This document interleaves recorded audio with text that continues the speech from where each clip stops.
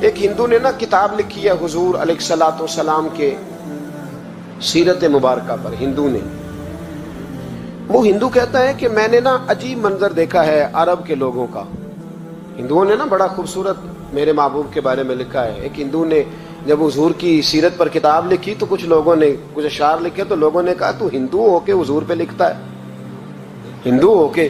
اس نے بڑا عجیب جملہ کہا، کہنے لگا ہو جائے عشق کسی سے کوئی چارہ تو نہیں، اور صرف مسلم کا محمد پہ اجارہ تو نہیں، صرف مسلم کا محمد پہ. اور پھر کہنے لگا نام و نسب سے اگرچہ ہندو ہوں پر کملی والے میں تیرا سادھو ہوں، کملی والے میں تیرا سادھو، میں تو ساتھ دیوانہ ہوں یا رسول اللہ آپ کا. تو نبی پاک علیہ السلام کے بارے میں لوگ لکھتے ہیں، وہ کہتے ہیں وہ محبت سے نہیں لکھ رہا، وہ سمجھ لیں کہ ایک عالمی تجزیہ نگار ہے تو ایک تجزیہ دے رہا ہے. کہتا ہے میں نے دو قسم کے عرب دیکھے، دو قسم کے. ایک عرب میں نے وہ دیکھے جو اتنے انا پرست ہیں، اتنے خود غرض ہیں، اتنے اپنے ذات کے بت میں الجھے ہوئے ہیں کہ وہ ایک حوض پہ اپنے گھوڑوں کو پانی پلانے گئے، 10 15 20 گھوڑوں کو پانی پلانے گئے ہیں. تو جھگڑا ہو گیا، پہلے میں نے پلانا ہے، میں بڑا چودھری ہوں. اس نے کہا نہیں میں تجھ سے بڑا ہوں، پہلے میں نے پلانا ہے. اس پہ جھگڑا ہوا. وہ غیر جانبدار تجزیہ نگار کہتا ہے اس پہ جھگڑا ہوا، لڑائی ہوئی، قتل ہوئے. اتنے قتل ہوئے کہ یہ قتل نسلوں تک چلے، نسلوں تک یہ قتل آگے بڑھے. وہ کہتا ہے ایک میں نے وہ عرب دیکھے. اور پھر کچھ عرصے کے بعد مکے اور مدینے میں اللہ نے اپنے نبی کو بھیجا، مصطفیٰ کریم علیہ السلام آئے. کہتا پھر انہی عربوں کا میں نے ایک اور رنگ بھی دیکھا، انہی عربوں کا میں نے ایک اور رنگ. وہ جو گھوڑے کو پانی پلانے پر لڑ رہے تھے، آج میں نے دیکھا کہ ایک جنگ کے موقع پر 3 صحابہ یا 7 صحابہ زخمی پڑے، زخموں سے چور ہیں. ایک آدمی پانی کا پیالہ لے کے آیا، ایک کو کہا پانی پی لو، زخمی ہو، شدید زخمی ہو، نزع کا عالم ہے، تھوڑی دیر میں ہو سکتا ہے شہادت نصیب ہو، پی لو. کل جو گھوڑے کو کہتا تھا پہلے میں نے پلانا ہے، میں نے پلانا ہے، آج وہی قوم میں نے عجیب رنگ دیکھا، کہا پانی پی لو. تو کہنے لگا یار میں تھوڑا زخمی ہوں، یہ جو میرے ساتھ لیٹا ہے یہ زیادہ زخمی ہے، پہلے اس کو پلا دے، میرے بھائی کا بھلا ہو جائے. کہتا پانی لے کے اس کے پاس پہنچے، اس کو کہا تو پی لے. تو وہ کہنے لگا نہیں میں زخمی ضرور ہوں پر جوان ہوں، یہ میرے ساتھ جو صحابی لیٹے ہیں یہ زخمی بھی ہیں، بوڑھے بھی ہیں، ان کو پہلے پلا. میں بات کہتے ہیں میں تیسرے کے پاس گیا تو اس نے کہا نہیں یار چوتھے کو پلا، وہ زخمی بھی ہے، بیمار بھی ہے، اسے زیادہ ضرورت ہے. کہتے چوتھے کے پاس گیا تو وہ تڑپ اٹھا، کہنے لگا 5ویں کو پلا، اس لیے کہ اسے زخم مجھ سے پہلے لگا ہے، اس کا جہاد بھی مجھ سے سخت ہے. کہتے اس کے پاس گیا تو کہنے لگا یار 6 کے پاس چلا جا، اس لیے کہ اس کا وقت مجھے زیادہ قریب لگ رہا ہے. کہتے ہیں میں 6 کے پاس گیا تو وہ بول اٹھا، کہنے لگا وہ 5 جس رسول کا کلمہ پڑھتے تھے میں بھی اسی محمد کا ماننے والا ہوں، تو مجھے نہ پلا، 7ویں کو پلا. کہتے ہیں اس کے قریب گیا اور میں نے وہ منظر دیکھا کہ وہ کہنے لگا نہیں اگر وہ 6 قربانی دے سکتے ہیں تو میں نے بھی نبی پاک سے تربیت لی ہے، تو پہلے کے پاس جا. کہتے ہیں میں اس کے پاس جا کے کھڑا ہوا تو روح پرواز کر گئی. میں دوسرے کے پاس گیا تو کلمہ پڑھ کے شہادت کا جام پی گیا. میں تیسرے کے پاس گیا تو حوض کوثر تک وہ بھی پہنچ گیا. کہتے ہیں 7 کے 7 وصال کر گئے، پانی میرے ہاتھ میں تھا اور میں اس صحرا میں کھڑے ہو کے سوچ رہا تھا یہ وہ لوگ ہیں جنہوں نے دل کا کلمہ بھی پڑھا ہے، روح کا کلمہ بھی پڑھا ہے. یہ ان کا صرف وجود نہیں جھکتا رب رسول کی بارگاہ میں، جب یہ جھکتے ہیں تو ان کے دل بھی جھکے ہوئے ہوتے ہیں، ان کی روحیں بھی جھکی ہوئی ہوتی. حالات بدل گئے میرے بھائی. ایک زمانہ وہ تھا جب حضرت عمر فاروق کی لونڈی نے کلمہ پڑھا، ہاں حضرت عمر لونڈی نے کلمہ پڑھا تو حضرت عمر نے اسے الٹا لٹکا لیا، درے مارتے. بی بی کہتی عمر مجھے اتنا مارتے کہ مارتے مارتے تھک جاتے، پھر پانی منگاتے، پانی پی کے پھر مارتے. یہ وہی عمر ہے جو کہتے جو کلمہ پڑھے گا گردن کاٹ دوں گا. یہ وہی عمر ہے جو کوئی غریب مسکین قریب نہیں پھٹک سکتا تھا، لونڈی کو دروں سے مارتے. وہی عمر کلمہ پڑھ گئے. اور پہلے تو ایک قبیلے کے سردار تھے نا بھائی، پہلے ایک قبیلے کے سردار تھے تو الٹا لٹکا کے مار. چاہیے تھا نا جب امیر المومنین بنتے زیادہ سخت ہو جاتے اور ان کے اندر سختی آتی और अमीरुल मोमिनीन बन गए। 24 लाख मुरब्बा मील पर हुकूमत, 24 लाख मुरब्बा मील का हुक्मरान, चेहरे पे नकाब पहना। कंजुल उम्माल में रवायत मौजूद, वही उमर जो कल गरीब औरत को दुर्रों से मारते हैं, वही उमर। इनकलाब आ गया, सोच बदल गई, निगाह और दिल मुसलमान हो गए। उमर गुजर रहे हैं, एक घर से बच्चों के रोने की आवाज आई, चेहरे पे नकाब पहने उमर रुक गए। अफला गुलाम साथ था, कहने लगे पता कर कोई मसला है। दरवाजे पे दस्तक दी, बीबी तेरे बच्चे क्यों रोते हैं? कहने दौड़ जाओ, कौन होते हो, तुम्हें क्यों बताऊं? गरीब हर एक को नई दास्तान पता है। अभी एक जमात आ गई, मुझे बताओ मैं हल करूंगा। फिर दूसरा आ गया जख्म टटोलने, मुझे बताओ मैं किस किस के सामने जख्म खोले, किस किस को बताएं। बीबी कहने लगी जा दौड़ जा। दर्जनों आते हैं, रोज पूछते हैं, पूछ के तू भी जा, आधी रात को तू कौन है? हजरत उमर मिन्नत करने लगे, कहने लगे बीबी तेरी मेहरबानी बता तेरे बच्चे क्यों रोते हैं? तो औरत तड़प के बोली, कहने लगी तू नहीं जाता तो सुन, फिर मेरे बच्चों की गलती ये है कि ये गरीब भी हैं और यतीम भी हैं। इनकी गलती है कि इनका बाप चला गया है, इनकी गलती ये है मैंने गरीब घरों में परवरिश पाई है, इनकी गलती ये है कि इनका दादा रईस नहीं था, इनकी कोताही ये है कि इनका नाना जागीरदार नहीं था, इनकी गलती ये है कि इनकी माँ जहेज में कुछ लेके नहीं आई। और क्या पूछना है? हजरत उमर कहने लगे बहन माजरा क्या है? कहने लगी बाप इंतकाल कर गया। उमर जब से हुक्मरान बना है इस गांव में कभी उसने फेरा ही नहीं डाला, वो आया ही नहीं। मेरी गरीबनी के बच्चे सारी सारी रात भूख से रोते, वो कभी आया ही नहीं। ये गलती है। पहले तो मैं कुछ ना कुछ इनको खुश्क रोटी खिला देती थी, आज तो घर में कोई शय नहीं।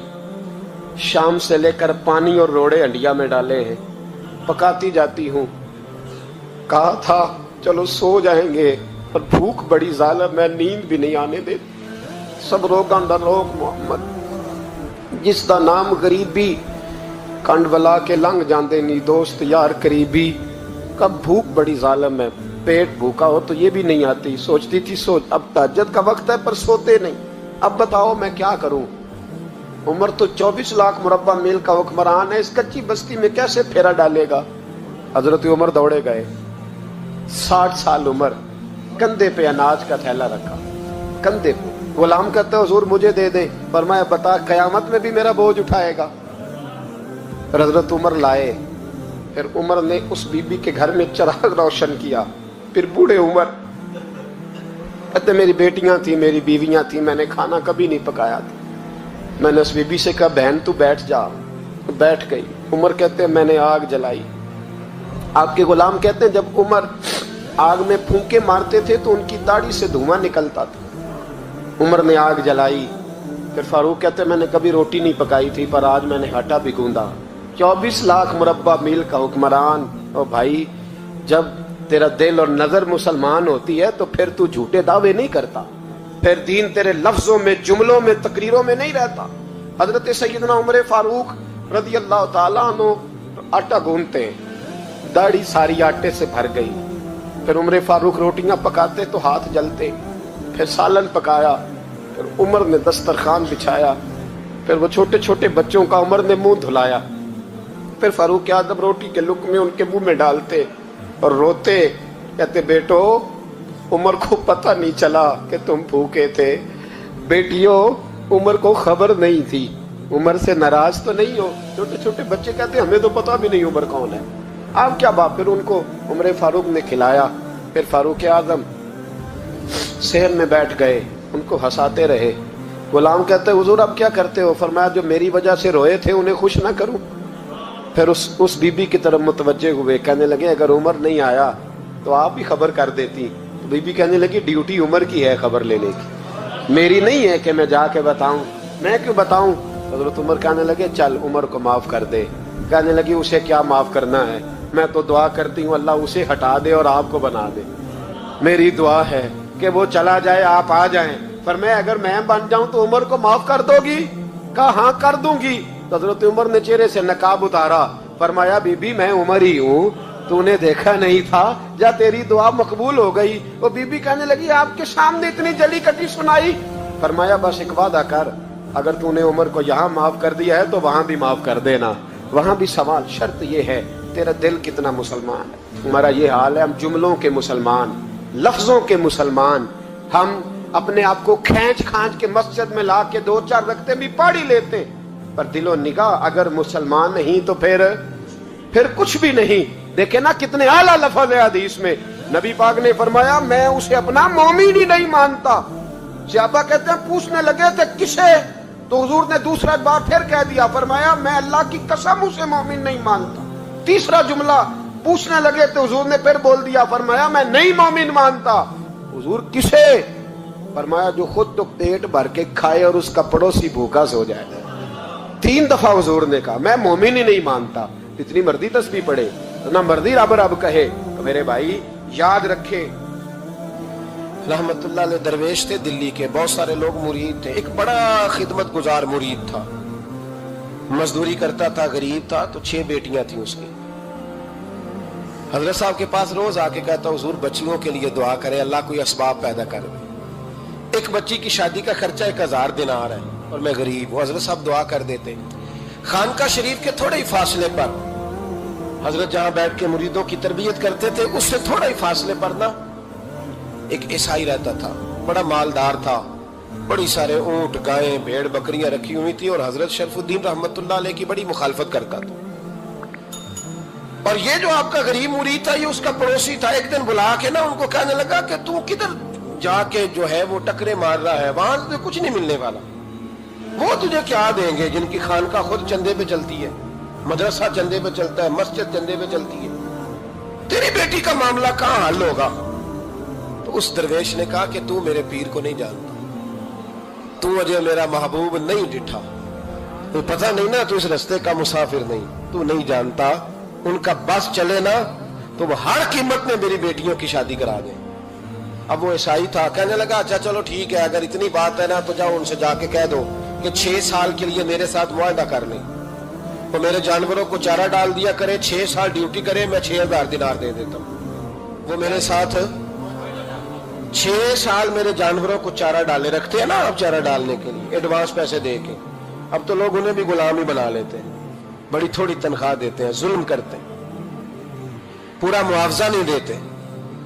حضرت شیخ شرف الدین کے بارے میں وہ کہنے لگا جا اپنے پیر سے جا کے کہہ کہ میرے جانوروں کو 6 سال چارہ ڈالے, میں 6000 دے دیتا ہوں, تو جو کہتا ہے ہر قیمت پہ جانے کو تیار ہے. اس نے جب یہ بات کی تو مرید نے ناراض ہو گیا, وہ لڑائی ہو گئی, گریبان پکڑ لیا, جھگڑا ہوا, بات بڑی دور گئی. اس طرح کی بات کرتا میرے حضرت کے بارے میں, تیرے جیسے کئی میں وہاں کام پہ رکھا دوں.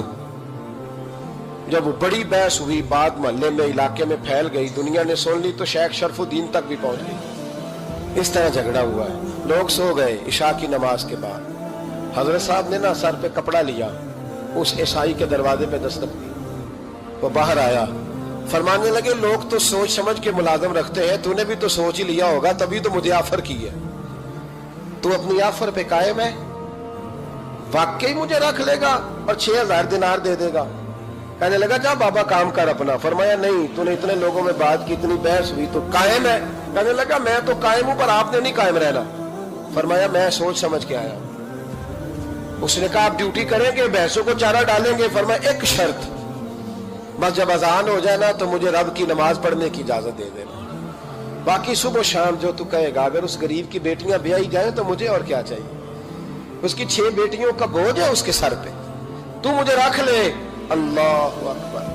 وہ کہنے لگا چلے پہ میرے ساتھ خط بندگی کر لیں. آج کل ہم اسٹامپ کرتے ہیں, اس زمانے میں خط بندگی ہوتا تھا, غلامی کا خط, قاضی شہر کے پاس. یعنی اس کا خیال تھا کہ چلو اسٹامپ کی بات کروں گا تو بھاگ جائیں گے. فرمایا چل میں تیار ہوں.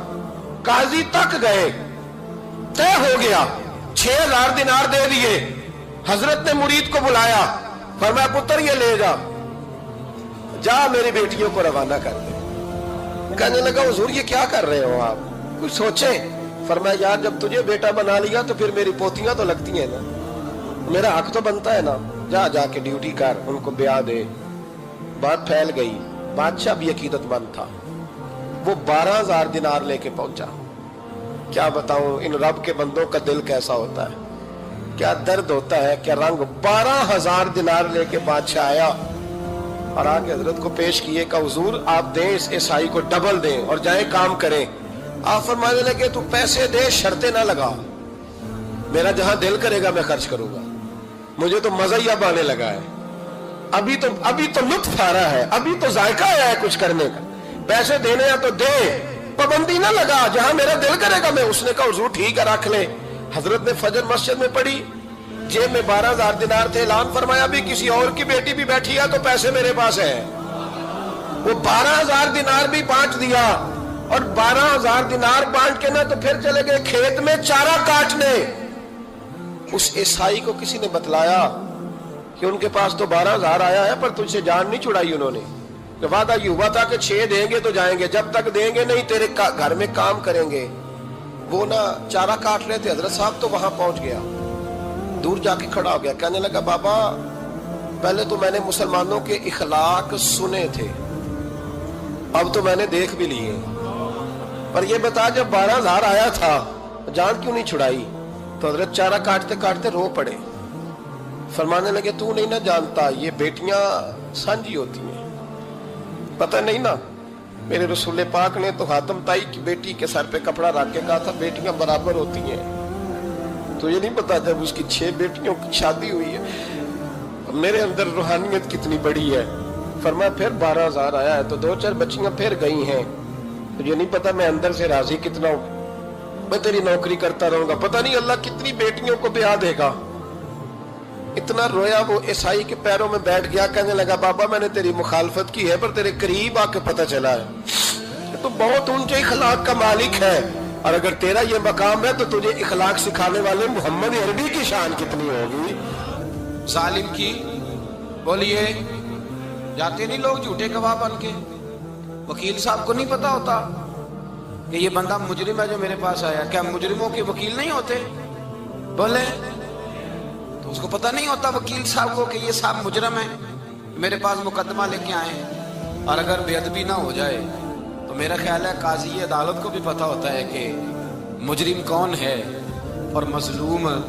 میرے نبی پاک صلی اللہ علیہ وسلم نے اس قدر زیادہ سختی فرمائی اس مسئلے میں, فرمایا جس کو پتا تھا کہ فلاں آدمی ظالم ہے. ہمارا مقصد دین اسلام کی حقیقی تعلیمات کو عام کرنا اور مسلمانوں کے ایمان کو مضبوط بنانا. ہماری ویڈیوز دیکھیں, سیکھیں اور دین کی روشنی دوسروں تک پہنچانے میں ہمارا ساتھ دیں. سبسکرائب کریں, بیل آئیکن دبائیں تاکہ آپ کو ہماری نئی ویڈیوز کی اطلاع سب سے پہلے مل سکے.